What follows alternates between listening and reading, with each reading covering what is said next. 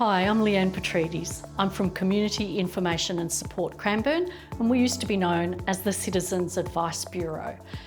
We service the whole of the Casey South community, so Hampton Park, Cranbourne and right down to Tooradin and the coastal villages. Even through COVID, we've been supporting probably the most vulnerable people in our community. People who perhaps have no income, people who have limited income, maybe they're on Centrelink or casual wages, maybe they lost their jobs through COVID. And despite the fact that we struggled through COVID ourselves, we lost a lot of our volunteers, unfortunately, we managed to come out pretty strong. Lots of our volunteers have come back and we're so excited to see them. They've been incredibly resilient. They are so caring, they have an amazing sense of humour and they just keep on coming through even when things are tough. The stories that we hear are sometimes difficult. People who are unemployed, sometimes homeless. There are people perhaps who are struggling with mental illness and considering suicide. We do the very best that we can. We try to help out with very basic support services like food, petrol, chemist assistance, maybe baby needs, and we try to be as flexible as we can with that sort of thing.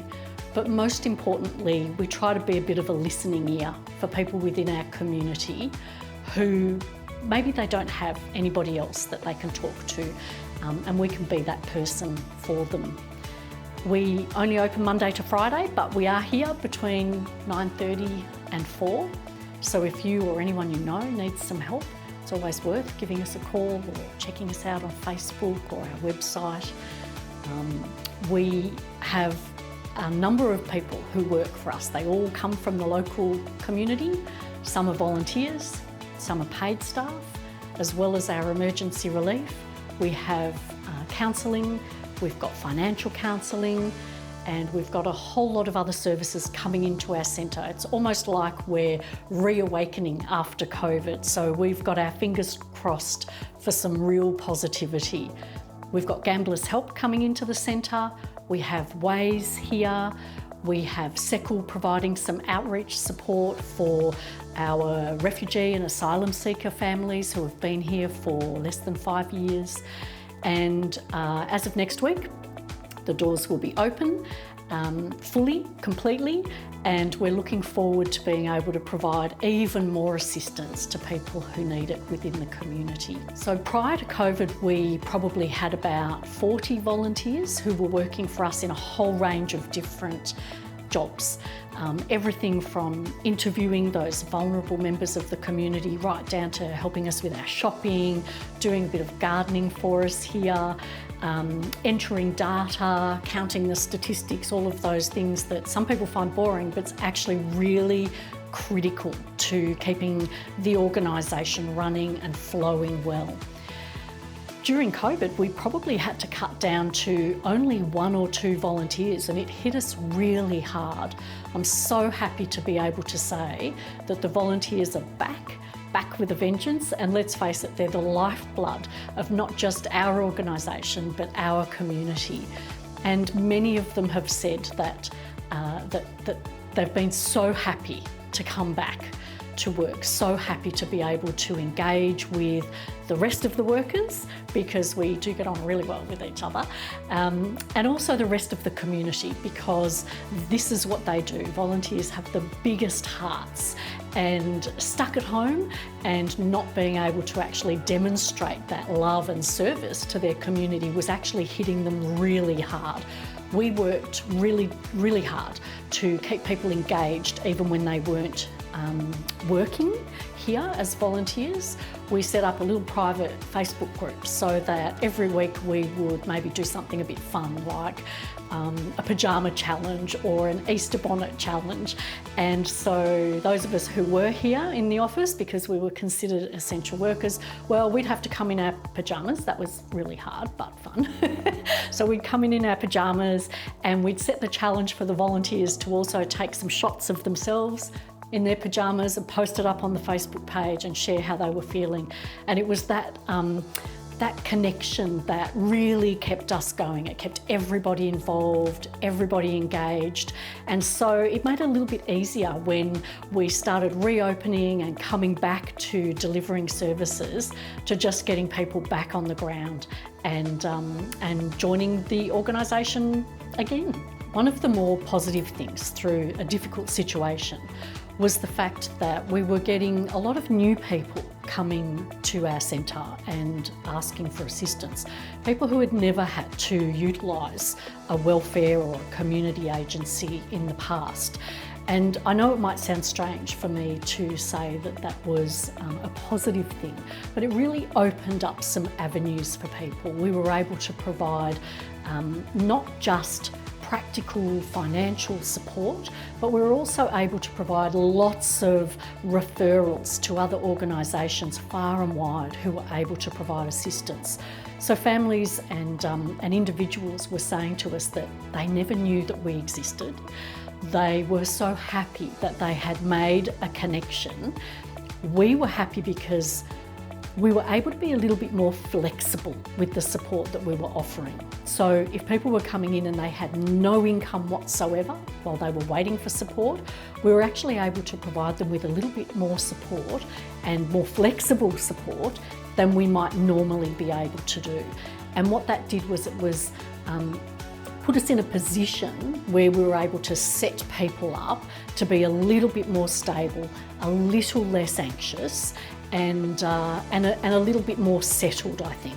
And none of our services were ever just one aspect. So, for example, we would have people come to us who were struggling to put food on the table. They were struggling to homeschool their children, and there was pressure on their relationships. So we were able to provide food vouchers. We were able to link them in with other organisations who could also assist.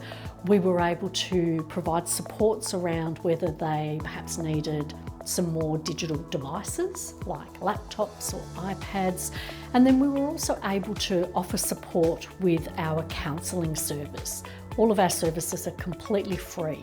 So people were feeling, or they reported feeling, a lot more supported through what was a time that they never ever predicted that they would ever have to face.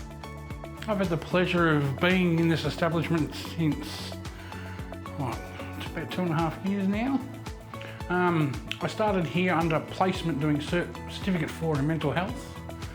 I was very lucky that I had a good relationship with one of my trainers at Chisholm, and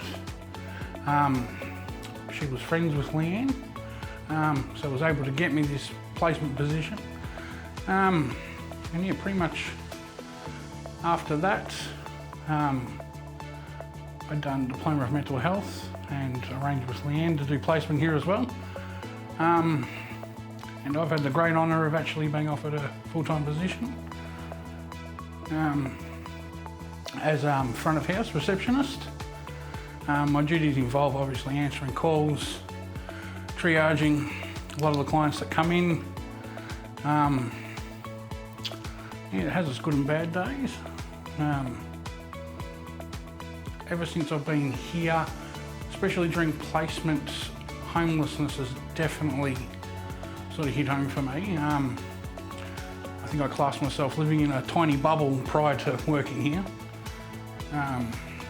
So yeah, homelessness definitely hits hard, especially when I go home at the end of the day and see my wife and 2 children, and realise, you know, we've got food on the table every night, warm bed. So yeah, it's been quite an interesting journey thus far. When CISC offered me the position here, at first, Leanne was saying that she wasn't sure whether it was something I'd like to do as a career, studying mental health for about 2.5 years. But yeah, I remember back at day 1 when I was at Chisholm, introducing ourselves, and yeah, I pretty much said, "Hi, my name's Harley. I'm doing this course because if I can change one person's life for the better, it's all worthwhile." And yeah, Leanne and this organisation, even though I'm just at reception, they give me the opportunity to do that multiple times a day. So yeah, it's a great honour working here, and I'm very grateful for everything. Prior to COVID, every year we run a Christmas drive. So yeah, we help clients with gifts for their children every Christmas. And there's one in particular that, yeah, still really hits hard. It was a lady, she had a 4-year-old son, no father, she's got no family, there's no relatives, and she's dying of cancer.